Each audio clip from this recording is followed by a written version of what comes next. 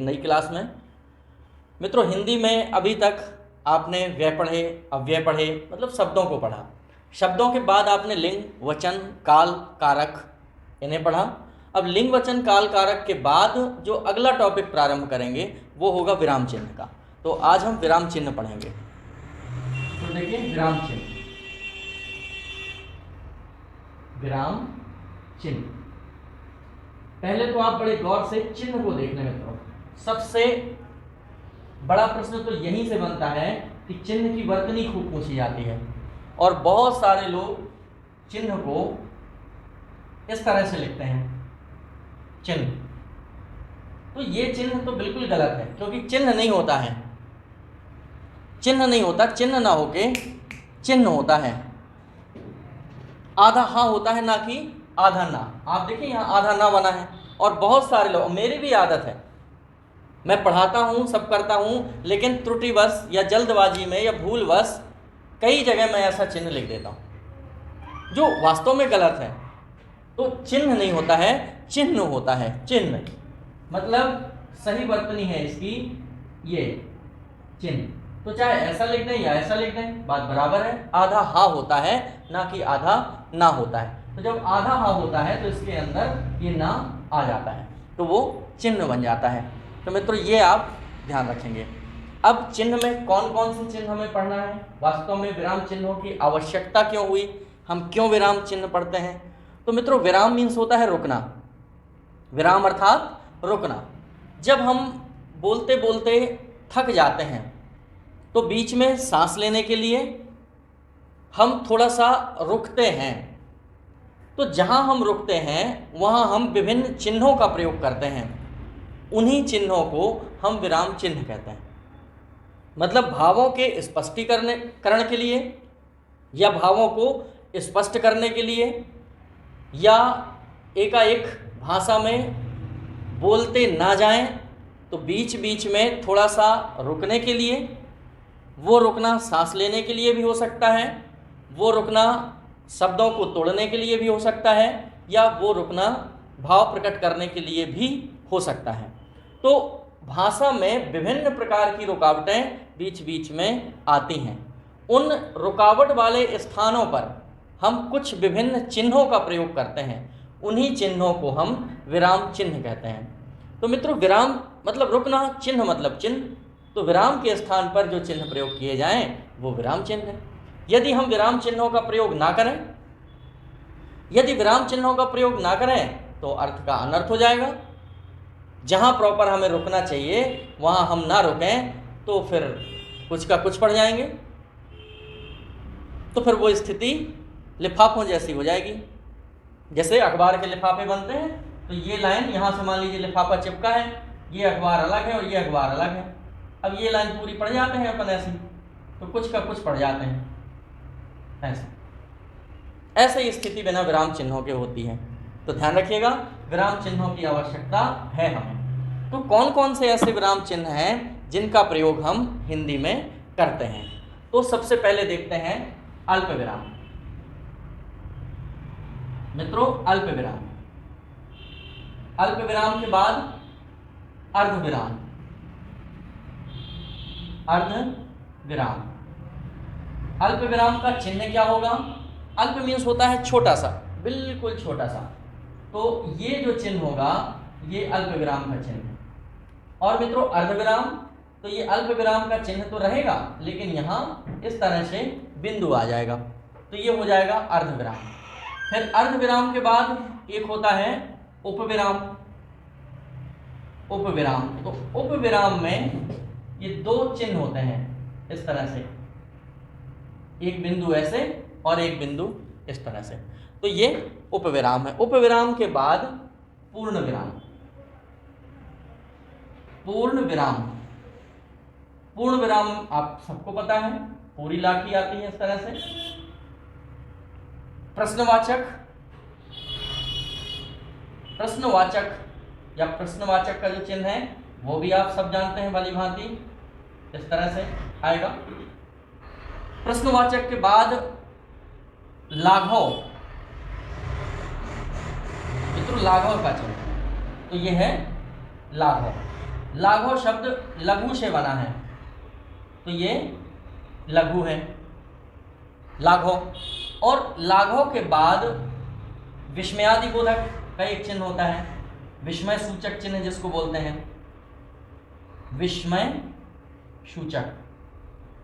तो ये चिन्ह है विस्मय सूचक, आश्चर्य, इस तरह से ये होता है। इधर ये मोटा होता है और इधर ये पतला होता है, यहाँ बिंदु रखी रहती है, तो ये विस्मय सूचक का चिन्ह है। इसके बाद कोष्ठक भी है, तो यहाँ लिख देते हैं कोष्ठक। तो कोष्ठक मित्रों इसमें एक ही होता है, ये गणित नहीं है, गणित में मंझला कोष्ठक, छोटा कोष्ठक और बड़ा कोष्ठक इस तरह से रहता है, लेकिन हिंदी में अपना एक ही कोष्ठक का प्रयोग होता है। इसके बाद देखें हंस पद त्रुटि। मित्रों हंस पद त्रुटि, हंस पद त्रुटि में हंस के पैर जैसा चिन्ह होता है, हंस का पैर ऐसा होता है, यहाँ से चौड़ा और यहाँ ये सकरा जाता है ऐसे, ये हंस पद त्रुटि है इस तरह से, ये हंस पद त्रुटि का चिन्ह है। हंस पद त्रुटि चिन्ह के बाद विवरण है, निर्देशन है, योजक है, जैसे विवरण चिन्ह है, निर्देशन चिन्ह है, निर्देशन, और योजक चिन्ह है, योजक। योजक छोटा सा होता है ऐसे, बीच में माता पिता भाई बहन उसके बीच में लगा रहता है। और मित्रों जो निर्देशन होगा वो इससे बड़ा होगा, जिसको डैश बोलते हैं आप ये। और जो विवरण है वो विवरण देने के लिए होता है, मतलब उपविराम के साथ और डैश, ये दोनों का योग होता है। तो इस तरह से ये चिन्ह बनाते हैं। फिर रेखांकन है और लोक सूचक है। तो मित्रों रेखांकन मतलब अंडरलाइन, यह है रेखांकन, ऐसे लाइन खींच देते हैं, नीचे कुछ भी लिखा है और उसके नीचे लंबी लाइन, तो वो रेखांकन है। फिर एक है लोक सूचक, लोक सूचक। तो मित्रों लोक सूचक में इस प्रकार से लोप करने के लिए प्रयोग किया जाता है, जैसे आपने स्लिप में अकाउंट नंबर वगैरह में देखा होगा। फिर मित्रों उद्धरण चिन्ह है, तो एकल उद्धरण और दोहरा उद्धरण, यहां लिख देते हैं एकल उद्धरण। एकल उद्धरण में इस तरह से चिन्ह होता है सिंगल 6-9, और यह होता है दोहरा उद्धरण, दोहरा उद्धरण। मित्रों दोहरा उद्धरण में दो चिन्ह होते हैं, जैसे एक ये है और इस तरह से यहाँ पर कुछ भी लिख देते हैं और ये चिन्ह लगा देते हैं। तो ये चिन्ह आप ध्यान रखिएगा मित्रों, अल्पविराम, अर्धविराम, उपविराम, पूर्णविराम, प्रश्नवाचक, लाघव, विस्मय सूचक, एकल उद्धरण, कोष्ठक, हंसपद त्रुटि, विवरण, निर्देशन, योजक, रेखांकन, लोक सूचक और दोहरा उद्धरण, ये आपको याद रखना है। अब इनको समझते हैं एक एक करके। कैसे समझेंगे तो ये देखिएगा कि जैसे पहला है अल्पविराम। तो अल्पविराम में जैसे एक से शब्द हैं, राम, श्याम, सीता, गीता, रमा, वनिता, हमें एक समान शब्द को लिखना है, तो उन शब्दों के मध्य हम अल्पविराम का चिन्ह लगाएंगे। जैसे राम लिखा है, श्याम लिखा है, सीता लिखा है, गीता लिखा है, तो इनके मध्य हमें ये चिन्ह देना पड़ेगा अल्पविराम का, क्योंकि अल्पविराम मतलब थोड़ा सा रुकना। राम, श्याम, सीता। अब यहां जरूर ध्यान रखिएगा कि जो अंतिम पद होता है, जो अंतिम पद होता है, अंतिम पद को हम समुच्चय के द्वारा जोड़ते हैं, और एवं, तथा, अथवा, या, अन्यथा, चाहे, जो भी जो सुटेबल हो, मतलब अंतिम पद में नहीं लगाते, क्योंकि जो एसएससी जीडी का प्रश्न पत्र है, एसएससी जीडी में ये प्रश्न आ चुका है कि सही चिन्ह का प्रयोग है, और वहाँ 4 ऑप्शन बनाए थे उन्होंने, राम, लक्ष्मण, भरत, शत्रुघ्न। दूसरा ऑप्शन था राम, फिर डॉट लक्ष्मण, फिर डॉट भरत, फिर डॉट शत्रुघ्न, मतलब ये अल्पविराम लगा के 3 अल्पविराम लगाए थे। फिर तीसरा ऑप्शन बनाया था राम लक्ष्मण भरत और शत्रुघ्न, और राम लक्ष्मण भरत के बीच उनने चिन्ह लगाए थे। और एक ऑप्शन बनाया था जिसमें राम और भरत और लक्ष्मण और शत्रुघ्न इस तरह से बनाए थे। तो मित्रों इसमें राम, फिर योजक ये चिन्ह अल्पविराम का, फिर लक्ष्मण, फिर चिन्ह, फिर भरत और शत्रुघ्न, ये जो ऑप्शन है वो बिल्कुल सही और है भी, क्योंकि जब समान शब्द होते हैं तो इन शब्दों के बीच में हम थोड़ा रुकते हैं वहाँ अल्पविराम का प्रयोग करके, और जब अंतिम पद जोड़ते हैं तो अंतिम पद में यहाँ एवं, सीता, राम, श्याम, सीता एवं गीता, तुम सब इधर आओ, तो इस तरह से प्रयोग होगा। अब बात आती है अर्धविराम की। तो अर्धविराम में ध्यान रखिएगा कि जहाँ अल्पविराम से थोड़ा अधिक समय देना हो वहाँ अर्धविराम का प्रयोग किया जाता है। अर्धविराम का प्रयोग, जैसे कई वाक्य हैं, मुझे यहाँ से घर जाना है, बैग उठाना है, बस पकड़ना है और गांव जाना है। तो आप देख रहे हैं कि इसमें कई उपवाक्य हैं। मुझे घर जाना है तो फिर चिन्ह आएगा अर्धविराम का, बैग उठाना है फिर चिन्ह आएगा अर्धविराम का, बस पकड़ना है फिर चिन्ह है, और घर जाना है। अंतिम जो उपवाक्य होगा वहाँ भी समुच्चय बोधक अव्ययों का प्रयोग होगा और एवं इस तरह से प्रयोग किया जाएगा। तो मित्रों आप अर्धविराम भी समझ गए। अब बात आती है उपविराम की। तो उपविराम में आप देखते हैं ऐसे चिन्ह कहाँ लगे होते हैं, नाटक में या एकांकी में। तो मित्रों नाटक या एकांकी में जो पात्र होते हैं, पात्र के बाद ऐसे चिन्ह लगे होते हैं। जैसे सीता, अब सीता यहाँ लिखा है और सीता ने कुछ कहा तो सीता लिख के ये चिन्ह लगेगा उपविराम का। दादाजी आप आ गए, दादाजी आप आ गए, आप आ गए। तो अब दादाजी कुछ कहेंगे, दादाजी।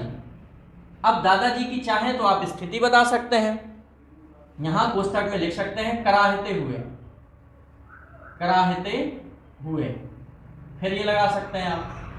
बस ये देखना है कि जैसे ये यहाँ लगे हैं तो ये यहीं पे आएगा, तो ये दादाजी कहते हुए ये और यहाँ से खिसक जाएगा। ठीक है, तरीका होता है इनके लिखने का। नाटक या एकांकी में आपने देखा होगा, जैसे यहाँ लगा है तो यहीं ये चिन्ह लगेगा।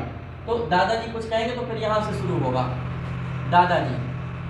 अब कैसे कह रहे हैं वो, हंसते हुए, तो हंसते हुए आप पुस्तक में लिख देंगे। तो अब दादाजी हंसते हुए क्या कह रहे हैं, हाँ बेटा, हाँ बेटा, पानी लाओ, पानी लाओ। तो फिर से सीता कुछ कहेगी तो फिर यहाँ लिखा जाएगा सीता, फिर ये आएगा चिन्ह। तो मित्रों इस प्रकार से मतलब एकांकी में या नाटक में इन चिन्हों का प्रयोग किया जाता है, उपविराम का प्रयोग किया जाता है। तो उपविराम क्लियर है आपको। अब देखिए पूर्ण विराम। तो जब वाक्य पूरा हो जाता है, वाक्य पूरा होने के बाद एक सीधी रेखा खींच देते हैं जिसे हम पूर्ण विराम कहते हैं। प्रश्नवाचक क्या है, ऐसे वाक्य जिनसे प्रश्न निर्माण होता है या प्रश्न का बोध होता है, ऐसे वाक्यों में जिनसे प्रश्न का बोध होता है उनके अंत में पूर्ण विराम के स्थान पर हम प्रश्नवाचक चिन्ह का प्रयोग करते हैं। तो किन वाक्यों में, जिनसे प्रश्नों का बोध होता है, कौन, कब, क्यों, कहाँ, कैसे, कितना, ये शब्द वहाँ हो, प्रश्न पूछा जाए, तो उन वाक्यों के अंत में जहाँ पूर्ण विराम लगाना चाहिए वहाँ प्रश्नवाचक चिन्ह का प्रयोग करते हैं, क्योंकि प्रश्न का बोध हो रहा है। तो ये क्लियर है आपको। अब बात आती है लाघव की। तो लाघव एक छोटी सी बिंदु है। लाघव शब्द लघु से बना है। मित्रों लघु मीन्स होता है छोटा। जब किसी शब्द को छोटा करना होता है, जैसे किसी लड़के की शादी होती है तो आप देखते हैं कि शादी का जब कार्ड छपता है तो उस कार्ड में जो लड़के का नाम होता है उसके पहले ची लिखा होता है, ची, क्योंकि जिसकी शादी होती वो लड़का ची बोल जाता ना, इसलिए वो ची लिख दिया जाता। एक खेल खेलते थे हम लोग जब छोटे थे, ऐसे हाथ करके खड़े हो जाते थे, ची, मतलब हमने आत्मसमर्पित कर दिया। तो जिस लड़के की शादी होती है वो ची बोल जाता है तो उसके नाम के पहले ची लगा देते हैं। ऐसा ही है क्या? बिल्कुल ऐसा नहीं है।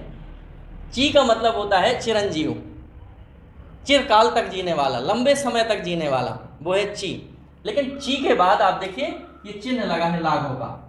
लाघव का चिन्ह ये कहता है कि शॉर्ट रूप लिखा है, छोटा। चिरंजीव शब्द को सिर्फ ची लिख के और बिंदी लगा दी, लाघव चिन्ह लगा दिया, तो वो चिरंजीव ही पढ़ा जाता है। चिरंजीव रामलाल। फिर लिखा रहता है सौभाग्य कांक्षणी, सौ और का, सौ लिख के बिंदी और का लिख के बिंदी, सौभाग्य कांक्षणी, सौभाग्य को चाहने वाली। फिर लड़की का नाम होता है, वो सौभाग्य चाह रही है। तो इस तरह से ये बिंदु लगाए जाते हैं। लेकिन मित्रों, बिंदु लगाए कहाँ जाते हैं, लाघव चिन्ह का प्रयोग कहाँ किया जाता है? ध्यान रखिए कि लाघव का प्रयोग हमेशा लोक प्रचलित शब्दों में ही होता है। जिस शब्द को हम समझ सकें वो शब्द लोक प्रचलित हो। ऐसा नहीं कि आप कोई किताब लिख रहे हैं और किताब में बोले लाघव होता है, पूरी किताब लिखने की आवश्यकता नहीं है। जितने भी शब्द हैं सबका पहला पहला वर्ण लिख के और लाघव लाघव लाघव लगा के पूरी किताब लिख डाली। मित्रों, किसको समझ में आएगी वो किताब? किसी को समझ में नहीं आने वाली वो किताब। तो ऐसे नहीं करिएगा। लोक प्रचलित शब्द, प्रसिद्ध शब्द, सामने वाला जिनको पढ़ सके, ऐसे शब्दों में हम लाघव का प्रयोग करते हैं। जैसे कई जगह देखा होगा आपने, मध्य प्रदेश पुलिस, मापरापू, क्रापराऊ, कृपया पन्ना उलटिए, शासकीय उच्चतर माध्यमिक विद्यालय, सा उ मावी। तो कई जगह ये देखते हैं, लेकिन अपन समझ जाते हैं कि ये लिखा क्या है। तो वही लाघव का प्रयोग करते हैं जो लोक प्रचलित होते हैं, जिन्हें हम समझ सकते हैं। तो लाघव क्लियर है आपको। अब देखिए विस्मय सूचक, आश्चर्य और विस्मय सूचक तो आप बहुत अच्छे से समझ चुके हैं। हम आपको पूरा टॉपिक ही अलग से ये पढ़ा चुके हैं, विस्मयादिबोधक काव्य, जहाँ घृणा की बात हो, खुशी की बात हो, दुख की बात हो, आश्चर्य की बात हो, अरे, ओ, छिही, धिक, ओमा, ओमताई, अरे बाप, मर गए, हाय, ये जितने शब्द हैं उन शब्दों के बाद इन चिन्हों का प्रयोग, इस चिन्ह का प्रयोग होता है। तो ये विस्मय है। जैसे हे राम, तो यहाँ हे राम लिख देंगे, फिर चिन्ह लगाएंगे और हे राम। धिक, ओ, अरे आप आ गए, तो यहाँ अरे लिखेंगे, अरे और चिन्ह लगा देंगे, यहाँ लिखेंगे आप आ गए। तो इस तरह से इनका प्रयोग होता है। विस्मय के बाद एकल उद्धरण और दोहरा उद्धरण को एक साथ देखेंगे, बाद में कोष्ठक में आ जाते हैं। मित्रों, कोष्ठक में लिखा हुआ पद किसी वाक्य का अंग नहीं होता, ध्यान रखिएगा। कोष्ठक में लिखा हुआ पद किसी वाक्य का अंग नहीं होता, एक स्पष्टीकरण मात्र होता है। स्पष्टीकरण कैसे? जैसे भगवान या बाघंबरधारी, बाघंबरधारी। अब बाघंबरधारी हमें समझ में नहीं आ रहा है कि क्या है, तो इस शब्द को स्पष्ट करने के लिए हम कोष्ठक में लिख देंगे शिव। बाघंबरधारी आपकी रक्षा करें, आपकी रक्षा करें। मित्रों, दिख रहा है आपको यहां तक? बाघंबरधारी आपकी रक्षा करें। तो बाघंबरधारी को स्पष्ट करने के लिए हमने कोष्ठक में शिव लिखा। तो शिव इस वाक्य का अंग नहीं है, शिव इस वाक्य में आए हुए एक शब्द का स्पष्टीकरण मात्र है शिव, ना कि वो शिव उस वाक्य का अंग है। तो मित्रों, आप समझ सकते हैं कोष्ठक बहुत अच्छे से। इसके बाद है हंस पद त्रुटि। हंस पद त्रुटि देखिएगा, हंस के पैर जैसा जो चिन्ह हो वो हंस पद कहलाता है, और त्रुटि मीन्स होती है गलती। तो जहां त्रुटि हो जाए, हम कोई वाक्य लिख रहे हों और उस वाक्य को लिखते समय कोई शब्द धोखे से छूट जाए, मित्रों धोखे से, जानबूझकर नहीं, त्रुटिवश कोई शब्द छूट जाए, तो उस छूटे हुए शब्द के स्थान पर हंस पद त्रुटि चिन्ह का प्रयोग करते हैं। और जब हंस पद त्रुटि चिन्ह का प्रयोग करेंगे तो फिर हंस पद त्रुटि चिन्ह का प्रयोग करके छूटा हुआ पद उस वाक्य के अंत में, लास्ट में कोष्ठक में लिखना पड़ेगा। जैसे देखते हैं, उपवन की शोभा, उपवन की शोभा फूलों से है। उपवन की शोभा फूलों से है,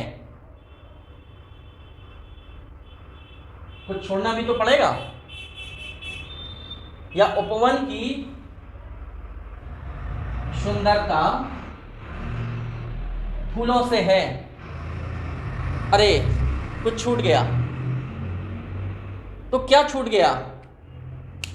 लेकिन यहां तो आप देख रहे हैं कि इतना बड़ा स्पेस छूटा है, तो आपको समझ में आ जाएगा कि कुछ छूट गया, लेकिन वो दिखे ना। उपवन की शोभा फूलों से है। अब आपको समझ में नहीं आ रहा होगा कि कहां छूट गया, क्या छूट गया, और छूट गया है, कुछ और लिखना था, सॉरी। तो फिर हम क्या करेंगे? उपवन की शोभा सुंदर फूलों से है, हमें ऐसा लिखना था। तो अब जगह इतनी तो है नहीं कि यहां सुंदर लिखा जाए, तो फिर हम यहां हंस पर त्रुटि चिन्ह का प्रयोग करेंगे। ऐसे ऐसे हंस पर त्रुटि चिन्ह का प्रयोग करेंगे, और अपन क्या करते हैं कि छूटे हुए के स्थान पर यहां एक चिन्ह बनाकर यहां लिख देते हैं जो बैड मैनर्स है। यहां नहीं लिखना है, अगर वहां लिख देंगे आप तो फिर पूरे पेज में जहां भी ऐसा करेंगे वो स्थान अलग दिखाई देगा, जिसका कोई मतलब नहीं है मित्रों। अलग से वो दिखेगा, क्या मतलब उसका? तो वहां ना लिख के उस वाक्य के पूरा होने के बाद यहां पर हम लिखते हैं, तो यहां लिख देंगे सुंदर पुस्तक में, तो पढ़ने वाला समझ जाएगा कि सुंदर को यहां पढ़ना है। उपवन की शोभा सुंदर फूलों से है। अब ऐसे ही मैं क्लास में पढ़ा रहा था एक बार, तो एक लड़के ने पूछा, साहब अगर 2 गलतियां हो जाएं धोखे से? तो मैंने कहा 2 गलतियां हो जाएं तो 2 जगह आप ये चिन्ह बना सकते हो, नंबरिंग डाल सकते हो, 1 नंबर 2 नंबर फिर लिख सकते हो। तो बोल रहा है कि सर जैसे 3 गलती हो गई। तो मैंने कहा 3 गलती हो गई तो पेज को फाड़ेंगे और उसके कई टुकड़े करेंगे और डस्टबिन में फेंक देंगे। ऐसे थोड़ी है कि 3 गलतियों के लिए ये चिन्ह होता है। एक आध गलती धोखे से हो गई तो उसके लिए इस चिन्ह का प्रयोग होता है। ये नहीं कि एक वाक्य में 3 गलती कर रहे हैं तो पेज फाड़ो, फाड़ के डस्टबिन में फेंक देना होता है, फिर से नया लिखना होता है। धोखे से एक आध हो जाए गलती तो उसके लिए है ये। ठीक है, आगे देखते हैं। हंस पर त्रुटि के बाद है विवरण चिन्ह। मित्रों, विवरण देने के लिए विवरण चिन्ह का प्रयोग किया जाता है। विवरण कैसा देना है? जैसे मध्य प्रदेश की जिलेवार सूची निम्नलिखित है। अब मध्य प्रदेश की जिलेवार सूची, अब जिलेवार सूची निम्नलिखित, तो आगे हमें जिलों का डिटेल देना है। तो जिलों का डिटेल्स जब आप देंगे तो फिर मध्य प्रदेश की जिलेवार सूची निम्नलिखित है और इस चिन्ह का प्रयोग करेंगे क्योंकि विवरण दे रहे हैं। और नीचे लिखेंगे छतरपुर के बारे में लिखेंगे, फिर पन्ना के बारे में लिखेंगे, फिर टीकमगढ़ के बारे में लिखेंगे, शिवनी के बारे में लिखेंगे, मंडला, मतलब इस तरह से फिर आप लिखते जाएंगे। निर्देश देने के लिए निर्देशन चिन्ह का प्रयोग निर्देश देने के लिए किया जाता है। जैसे आप चिड़ियाघर में जाते हैं और चिड़ियाघर में जैसे ही प्रवेश करते हैं गेट में, उसके बगल में एक बोर्ड लगा होता है। उस बोर्ड में लिखा होता है कि चिड़ियाघर के निर्देशों का पालन करें, और ये चिन्ह लगा होगा। फिर नीचे यही चिन्ह लग के और पंक्ति लिखी होंगी, जीवों को, सोए हुए जीवों को जगाएं नहीं, बंदरों को चढ़ाएं नहीं, जीवों को कंकड़ या पत्थर न मारें, शोरगुल न मचाएं, हॉर्न आदि का प्रयोग न करें। तो ये फिर निर्देशन चिन्ह लगा के और इस तरह से निर्देश लिखे जाते हैं। मित्रों, अगला है योजक। योजक चिन्ह बराबरी वाले या विलोम पदों में दोनों के मध्य योजक का प्रयोग किया जाता है। जैसे रात दिन, भाई बहन, उल्टा सीधा, तो दोनों के बीच, माता पिता, इन दोनों के बीच में छोटी सी रेखा खींच देते हैं जिसको योजक चिन्ह कहते हैं। मित्रों, रेखांकन किसी वाक्य में आए हुए किसी पद को अत्यंत प्रकाशित करने हेतु रेखांकन का प्रयोग करते हैं, जिसको अपन कह देते हैं कि हाईलाइट करने के लिए अंडरलाइन का यूज करते हैं। तो किसी सेंटेंस में किसी वर्ड को हाईलाइट करने के लिए अंडरलाइन का यूज कर देते हैं। बात वही है, वही रेखांकन है। किसी वाक्य में आए हुए किसी पद को अत्यंत प्रकाशित करने हेतु, हाईलाइट करने हेतु उसको अंडरलाइन कर देते हैं या रेखांकित कर देते हैं। तो ये लाइन रेखांकन की है। इसके बाद है लोप सूचक। मित्रों, लोप सूचक क्या है?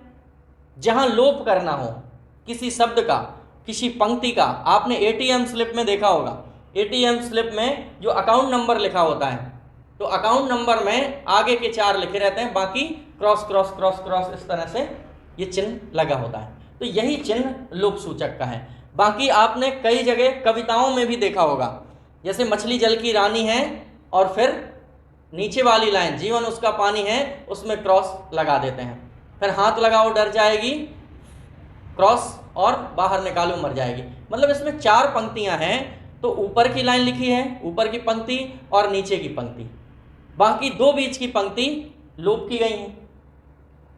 तो वहां पंक्ति का लोप करने के लिए भी इनका प्रयोग किया जाता है। 3 एक्स बना दिए जाते हैं, एक शुरुआत में, एक बीच में और एक अंत में।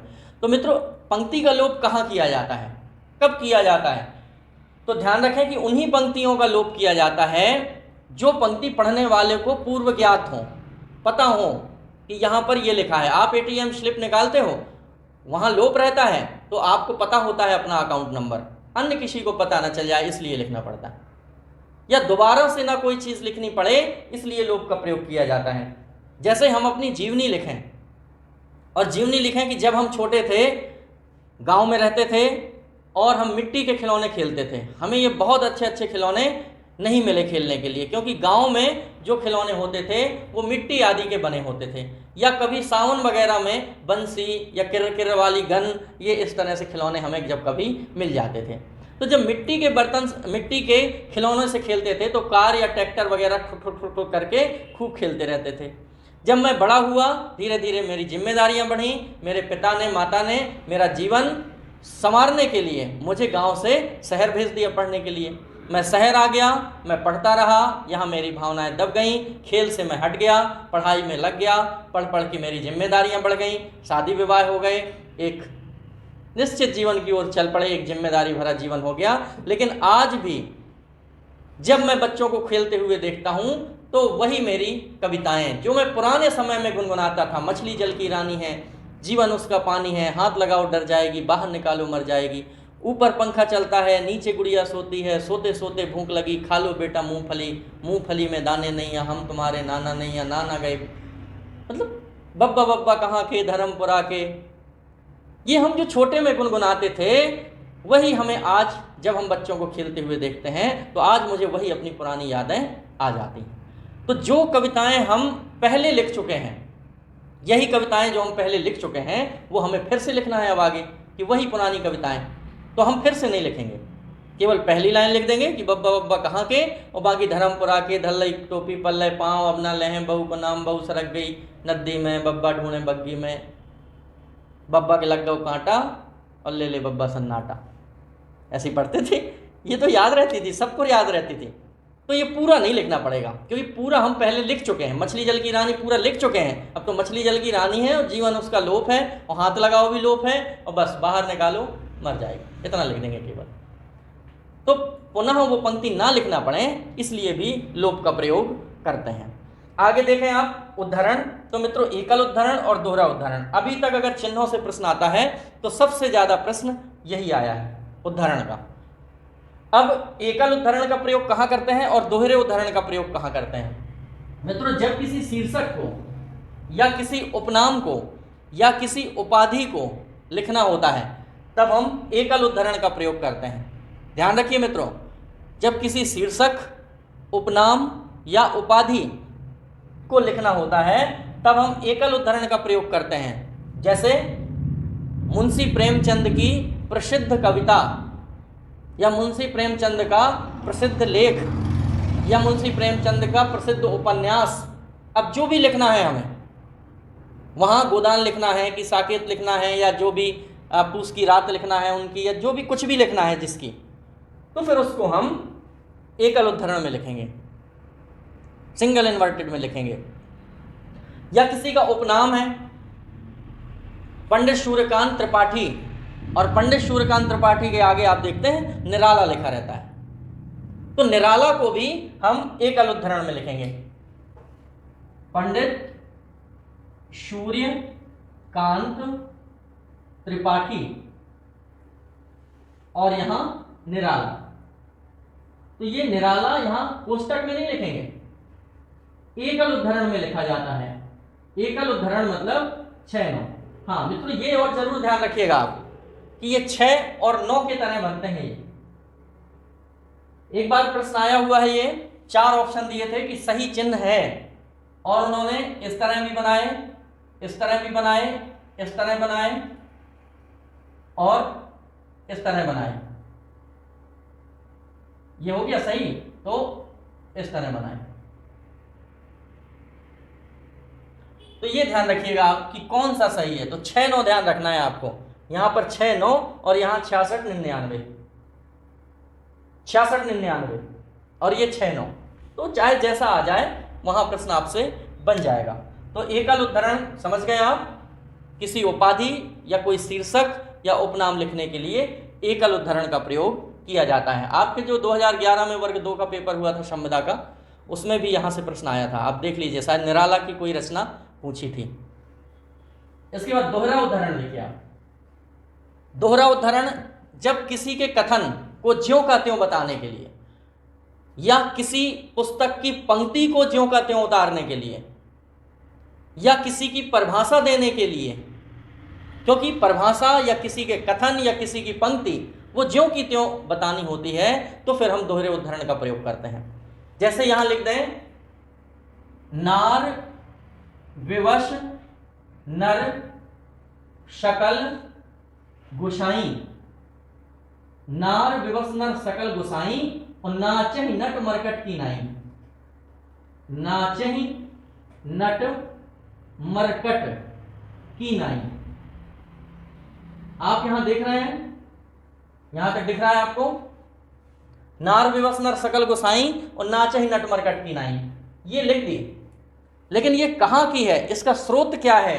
तो मित्रों इसको पहले तो ये किसी का कथन है, तो इसको दोहरे चिन्ह में लिखेंगे और यहां भी दोहरा चिन्ह लगाएंगे 66 99, और यहां स्रोत का या राइटर का नाम लिखते हैं। रामचरितमानस से ली गई तो या तो यहां रामचरितमानस लिख देंगे या तुलसीदास लिख देंगे, तुलसीदास जी का क्योंकि कथन है। आप अर्थ समझ ही गए होंगे, नार विवश नर सकल गोसाई, सकल मीन्स होता है संपूर्ण, संपूर्ण नर किसके बस में है? नारियों के बस में। नार विवश नर सकल गोसाई, और ऐसे नहीं, आगे बताया गया है किस प्रकार से नाचते हैं, नाचहि नट मरकट की नाई। मित्रों नट मरकट के बीच में यहां योजक चिन्ह आएगा, तो नाचहि नट मरकट की नाई, नट मीन्स होता है मदारी और मरकट मीन्स होता है बंदर। जिस प्रकार से मदारी बंदर को नचाता है, उसी प्रकार से सकल माने संपूर्ण नर नारियों के बस में है। तो अगर नारी हैं आप तो ज्यादा खुश ना होइए, तुलसीदास जी ने किसी को नहीं छोड़ा है कि आप सुन रहे हो कि अरे वाह पूरा विश्व अपने बस में है, आप परेशान ना होइएगा। जबरदस्त तुलसीदास जी ने किसी को नहीं छोड़ा है।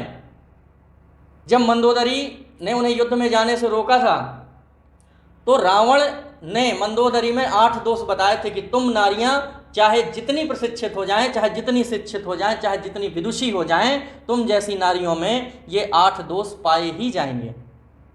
तो ज़्यादा खुश ना होइए कि यहाँ पुरुषों की बुराई है और पूरे पुरुष हमारे बस में है, तो हम तो अब हम से वो हम द्वितीय नास्ती, ऐसा मत सोचिएगा। वहाँ 8 दोष पाए ही जाएंगे चाहे जितनी विदुषी हो, ऐसा रावण ने कहा था। साहस अनृत चपलता माया और भय अविवेक असोच अदाया। अब मैं इसका ज़्यादा वर्णन नहीं करूँगा, लेकिन साहस अनृत चपलता माया भय अविवेक असोच और अदाया, ये 8 दोष बताए थे कि नारी में पाए ही जाएंगे। मैं विरोध नहीं कर रहा कि आप महिला आयोग चले जाओ, मैं विरोध नहीं कर रहा, मैं नहीं कह रहा, ये मेरी भावनाएं नहीं है।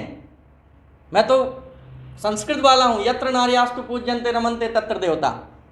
मैं तो तुलसीदास जी की बात कर रहा हूं कि रामचरितमानस में ऐसा लिखा है, मैं नहीं कह रहा। ठीक है, तो मित्रों आपको समझ में आ गया होगा कि एकल उद्धरण और दोहरा उद्धरण जब किसी पुस्तक की किसी पंक्ति को या किसी राइटर के किसी लेख को या परिभाषा को ज्यों का त्यों उतारने हेतु, ज्यों का त्यों उतारने के लिए हम दोहरे उद्धरण का प्रयोग करते हैं। मित्रों ये चिन्ह हो गए, इन चिन्ह में निश्चित तौर पे आपको समझ में आ गया होगा, आपसे बन जाएंगे। और मित्रों जुड़कर आप पढ़ते रहिए। आपके कमेंट आना कम हो रहे हैं, कमेंट से हमें कोई फ़ायदा नहीं है कि आपके कमेंट आने से हमें सीधे डॉलर मिल रहा है कि सीधे पैसा मिल रहा है। सिर्फ हमें ये पता चलता है कि आप निरंतर पढ़ रहे हैं, और जो निरंतर जुड़े हुए हैं उनके कमेंट का जवाब देना हमारी जिम्मेदारी हो जाती है, और उस जिम्मेदारी को हम निर्वहन करते हैं। तो लगातार आप जुड़े रहिए, पढ़ते रहिए, और मिलते हैं इसके बाद अगले वीडियो में। तब तक के लिए नमस्कार।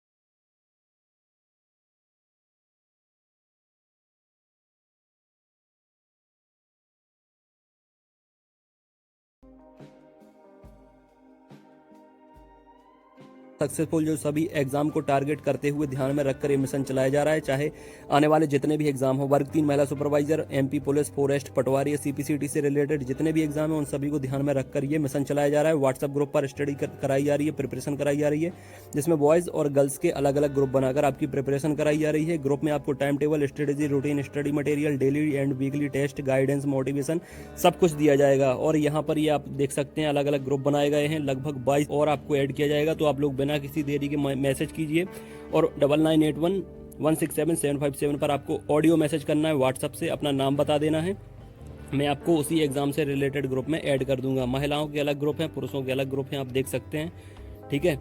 और इसके साथ साथ strategy, routine, syllabus, complete plan आपकी स्टडी के लिए, ताकि आप लोग बेस्ट रैंक हासिल कर सको यहाँ पर, ठीक है। आपकी तैयारी के साथ ही आपको पता लग जाता है कि आप अब अच्छी मेरिट हासिल करने वाले हो, क्योंकि यहाँ पर आपको टाइम टेबल दिया जाता है। हर एग्जाम का अलग टाइम टेबल होता है जो 7 दिन में बदलता रहता है। जुड़ने से आपको फायदा क्या मिलेगा? Time table, strategy, routine, study material, daily weekly test, guidance, motivation सब आपको मिलता रहेगा। जुड़ने के लिए आपको 99811677 और 757 ये व्हाट्सअप नंबर है, इस पर आपको ऑडियो से नाम बता देना है अपना और किस एग्जाम के लिए आपको जुड़ना है वो भी मुझे बता देंगे तो मैं आपको जोड़ लूंगा।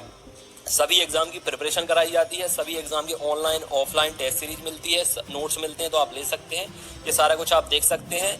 कम से कम 1000 से ज़्यादा स्टूडेंट वर्ग 3 की प्रिपरेशन लगातार कर रहे हैं, जिनने नोट्स मंगाए हैं। 5000 से ज़्यादा स्टूडेंट मेल और फीमेल ग्रुप में जुड़े हैं। खासकर एमपीटीईटी के लिए टाइम टेबल दिया गया है उन्हें, और एमपीटीईटी के लिए जो स्पेशल नोट्स बनाए गए हैं, पीईबी जो सिलेबस है उसके हिसाब से उसको लेकर पढ़ना आप जरूर शुरू करें, क्योंकि उससे पीईबी सिलेबस पूरा कंप्लीट कवर किया गया है। मार्केट में ऐसी कोई बुक नहीं है जो सिलेबस को कवर करे और इतना बेहतरीन स्टडी मटेरियल आपको दिया जाए, जिसमें शानदार पेडागोजी भी दी गई है जो 15 नंबर की आने वाली है, और बाकी आपका जो 15 नंबर का अलग पार्ट है वो भी इसमें अच्छे से कवर आपका हो जाएगा।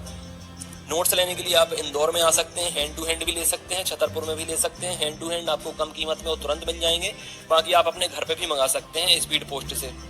उसके लिए भी मुझे 9981167757 पर मैसेज कर दें। छतरपुर का जो ऑफिस है वो छत्रसाल बुंदेलखंड यूनिवर्सिटी के सामने है। इस तरह के जो नोट्स बनाए गए हैं सारा कुछ स्पेशल फैकल्टी के द्वारा, कोशिश यही की जाएगी कि आपके 125 प्लस अंक आए, चाहे आप किसी भी कैटेगरी से बिलोंग करते हो। 125 प्लस अंक अगर आपके आ गए तो सिलेक्शन आपका वर्ग 3 में होने से कोई रोक नहीं सकता, ठीक है फ्रेंड। अब इसके साथ साथ ऑनलाइन टेस्ट सीरीज, जिसकी प्रिपरेशन उन्हें लगता है कि हो गई है, वो ऑनलाइन टेस्ट सीरीज भी लगा सकते हैं। ऑनलाइन टेस्ट सीरीज भी मैं आपको प्रोवाइड कर दूंगा। 30 ऑनलाइन टेस्ट मिल जाएंगे, 20 आपको पीडीएफ मिल जाएंगी। ये ऑफिस है हमारे छतरपुर का। यहाँ पर ये आपका चैनल है। प्यार देने के लिए, सपोर्ट देने के लिए बहुत बहुत शुक्रिया आपका। चैनल को सब्सक्राइब कर सकते हैं, जुड़ सकते हैं जितने भी नए मेंबर हैं, और पुराने मेंबर को परिवार का हिस्सा बनने के लिए शुक्रिया फ्रेंड्स। अपनी सेहत का ख्याल रखें, कोरोना से बच कर रहें। God bless you, all the best and take care.